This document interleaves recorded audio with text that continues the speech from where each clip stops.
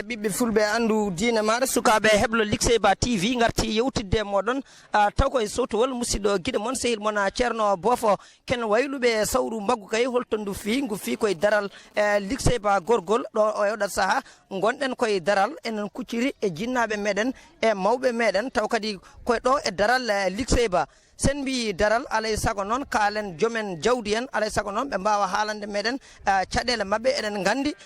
kala ko yiya ko jawdi saabi ɗum ɗon eɗen gandi so neɗɗo ne inna ko jawdi ko ma tew hirse so neɗɗo ne resa ko ma tew hirse so neɗɗo mayrama ko ma tew hirse alay sago noon ɗiɗo so kala ko waɗate alay sago noon bandiraɓe ɓe ndenda e mabɓe e gueɗe ɗe ɗum noon maɓe mbawa hollirde ɗo taw kadi ko caɗele gonɗe e daral eɗen gandi ɗo eɗen jiiya ɗo hono mawɗo meɗen jinnaɗo meɗen kawmo Mamadou Bokum nan ɗo Adama Samba nan ɗo e goto kadi e yimɓe mawɓe meɗen Hammed Wul Mawlud nan ɗo kamɓe foof Hammed Wul Oumar eɗen gandi kadi ɓeɗo ko yimɓe asli Likseba eɗen gandi kadi soɓe Ibra Ñarel kamɓe foof e ɓen ɗo eɗen gandi ɓeɗo so jiyama ɗo eɗen gandi koye Likseba gonɗen maɓe mbawa arde kaw Hammadou rokka ɗo konngol muɗum taw ko fate e daral ngal. Assalamu aleykum wa rahmatullah. ɗo ko daral Likseba min kewal ceeɗe ɗen fewi cale men min gala daral ngal min jeeyde koyamen min gonɗata ko galleji janani komin luuɓaɓe tan min goni hen min gala daral ngal min jeeyde koyamen komin luuɓaɓe tan min jeeya kene jiɓe kadi fof komin eggoɓe ɗuɓe kadi ala fof min payi kono komin luuɓaɓe tan min jeeya galleji janani min liggoto tawi rahmatullah. bandiraɓe on kettima o kadi ko goto o e sowtowol taw kadi ko mawɗo meɗen lollirɗo Hammadou Barel enen gandi ko neɗɗo teskaɗo ɗo e ngal ɗo daral ko neɗɗo ɓoyɗo ko jippinoɗen ko ɗo kawruɗen e makko ngal ɗo daral kaw Hammadou hande oɗo saaha o holko saabi tewngu tidde saabi tewngu tidde ko jawdi alano ƴeewdi fof eggi haala yeehi guide makko ɗi jeehi men ɗi jeehi Sénégal yo sa jawdi ndi mankiɗo ha ɓuurti ɗum tinni tew o e ɗo sa yeeso sal to jawdi ndi artima tew o jippoteɓe to maɓe jippin inchallah. mata on joom jawdi ndu e ndiyam garɗam ɗam kori ala to nanɗon jawdi taw kadi ko boniraɓe taw kadi koye ɗam ɗo ndiyam taw ko joom jawdi en ɗo Likseba de kam min bonani min nana ɗo kam Likseba alhamdulillah rabbil alamin haydara jawdi yolaki ɗo ko mawɗum machallah ɗum jiyani ɗum jiyani de jawdi ndi woni ɗo Likseba alhamdulillah rabbil alamin jiyani taw eyyi ɗum noon eɗen eeri laamu ngu guila e maire ha ni c'est préfet mo Likseba ha tenti e gouverneur mo Kahéɗi yoɓe gandu Likseba naɓe hande oɗo saaha ɓe ngala daral moɓe jeeni koye mabɓe ɗum noon ko hande ko yimɓe daral mbaɗi ɗo pottital mumen gam hollirde caɗele mumen keɓade ɗo e daral ngal eɓe gandi ndiɗo leydi wona leydi mabɓe ko leydi janiyankoɓe ɗum noon laamu ngu ne foti toppitade moƴƴina gurdam mabɓe kamɓe kadi nden ɓe mbawata moƴƴinde gurdam population ma en gartu kadi goto e jinnaɗo meɗen taw kadi ko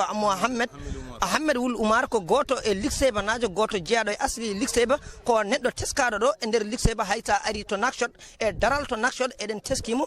darne makko fayodinde guila e wallodirde e Likseba naɓe wonɓe to Nouakchott ha nde keɓiri tew wawde wadde e frigoji mumen ɗum noon kankone omo jogui ko fotata hollirde ɗo hayso koye Hassani e walla e Pular. bismillahi wassalatu wassalamu ala rasulillah. مربط القصيبة ما عندهم مربط التراب اللي ساكنين فيها ما خالق مولانا هنا فيها الوقت الله يختاروا يصعوهم منهم حاله معناها انهم بلا مربط وبلا قت وبلا شيء اسوه هو شنو عندهم هنا فيها الا الواحد سواق في الارض وهون الرقاش يدوخوا منها حالا والحيوان اللي عنده يمشي به هم اللي يروحوا شرب اليد والله عرفك اللي يعدلوا شنو ما عندهم مربط معاناة الحمد لله بلا معاناة الحمد لله ما عندهم معاناة مؤمنين ما عندهم معاناة الحمد لله هذه كبير لا يعودوا يعانون. جزاك الله خيرا en jetti oɗo jinnaɗo kadi nde o wawi haalde holto kucciɗen sen jii Adama Samba enen gandi ko ɓi Baba Samba Sall ene teska so darima e ngal ɗo dingiral anɗe mo foti darade ɗo saabu ko kanko ronti ɗo eɗen gandi Baba Samba ko neɗɗo darinoɗo e ko fati e jawdi guila to daral ngal eɗen gandi ɗum ha kanko noon Adama o ɗannaki o waɗani ko ɗo e wuuro ngo o woni omo wallodire e Likseba naɓe gam no keɓiri jawdi kaw Adama holno jiiruɗa daral ngal e caɗele e wuuro ngo. assalamu aleykum wa rahmatullahi taala wa barakatuh. en calmi mon fof inde mum e yettode muɗum eɗen ewni to banggue laamu to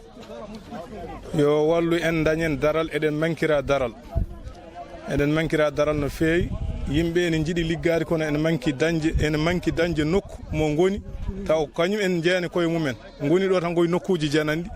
eɗen ewni laamu ngu no wallirta en ha dañen no liggoriɗen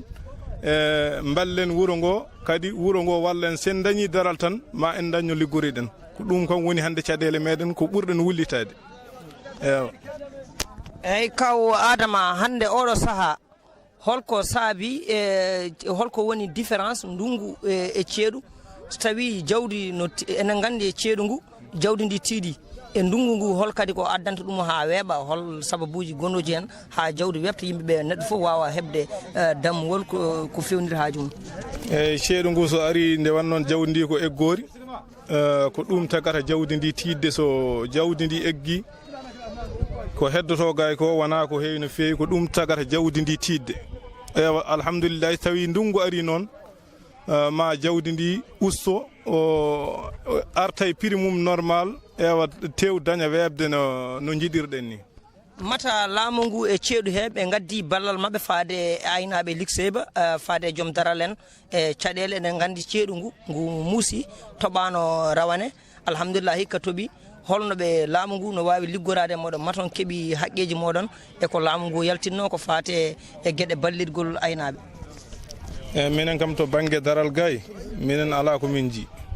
min ganda aynaɓe noon tawi on ko ji kono minen kam wonɓe e daral ɓe ballal laamu min siwa yi taw eyyi ɗum noon a jarama en kettima konngol makko eɗen dokka kadi Baba Djiby Ɓeydari eɗen gandi ko goto e neɗɗo wuuro ngo ko goto kadi jeeyaɗo toon to jaafoɗon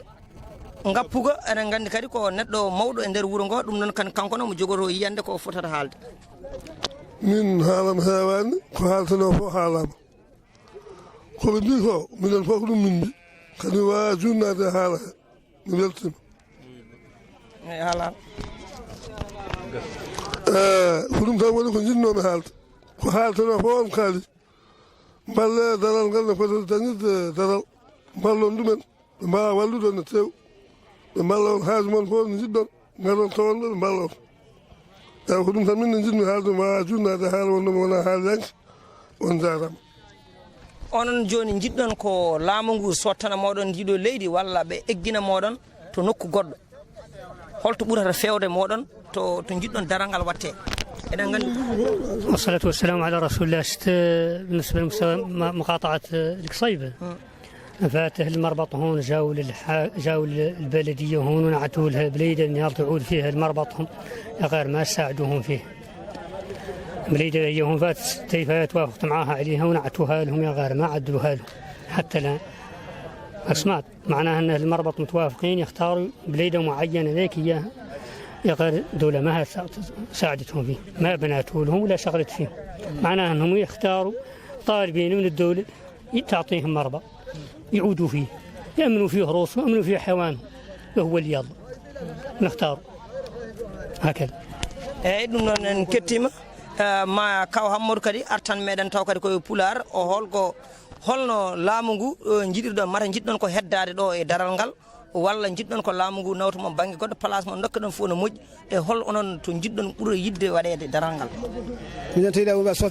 sotande ɗo tawino sotande yimɓe tawi adta caɗele laamu ngu hakkude e joggaleji eɓe sotta neɗɗo tawi min jiiɗa min jiiɗa banggue funnangue ga min jiiɗi fof min dokke ga banggue funnangue min jiiɗa banggue hirnangue kam jiiɗa banggue tomin dañi sotta neɗɗo laamu ne sottami tawa caɗele joom galleji ɓe allah men caɗele min jiiɗi tawi noon ɓe caɗele min jiiɗa ka jeeɗa ko nadda haala to min donki min jiiɗa ka funnangue min dokke gadal banggue funnangue min jiiɗa yaade banggue hirnangue eyyi jayde Ligseba TV en guddira ɗo kabaruji ɗi taw koye ɗemgal Pular en ji en gari ɗo e daral ngal mawɓeɓe kaali caɗele daral ngal eɓe jiiɗi noon taw ko laamu ngu sottanaɓe leydi ndiɗo so tawi kadi wawa sottude walla joom leydi en jiiɗa yeyde leydi mumen eɓen jiiɗi nawtede to banggue funnangue to ɓuura ɓadade guure eɗen gandi Ligseba hande ko Carrefour mawɗo no fewi eɗen mbawi wiide département Ligseba foof ko ɗo yuppata jawdi muɗum ko ɗo woni daral ɓurgal mawnude tugganma Mbout ha fayama ka haydi ko ɗo woni wuuro ɓurgo mawnude ɓurgo teskinde wawde mawninde daral eɗen gandi ngal ɗo daral ɓooyi no fewi ɗum noon laamu eɗen ñaagui ballal moɗon maire préfet e gouverneur e autorité ji Ligseba naɓe joom daral en ene jiiɗi wallede no ɓuuri yawde ɗo yaccori nde mbawata moƴƴinde gurdam mumen kamɓe ɓe ɗannaki ɓe jahani hay nokku ko ɗo ɓe jiiɗi wurde eɓe guure e doole mabɓe ɗum noon so tawi e yimɓe ɗannaki mbaɗani kala dessin laamu ne foti wattude mumen haqqille gam kadi yoltande ɗumen hujjaji koye leydi ndi ɓe jeeya eɓe jiiɗi noon hebde hujjaji mabɓe ha timma nden ɓe mbawata wallodirde e bandiraɓe wuuro ngo mbawa hebde tew taw serani eɗen jiiya hande jawdi ndi rakkalo foof ne seeri ko ɗum addanta jawdi ndi montude ɗum noon ɓe kolleriɗe ɗon caɗele foof en gubdi kumpital meɗen e ɗemgal pulaar heddani men e karallaji he ko Babi Sy ɗo e Sowtowol he ko musidɗo guiɗo moon sehil moon ceerno Bofo ñallen e jaam wassalamu on jarama.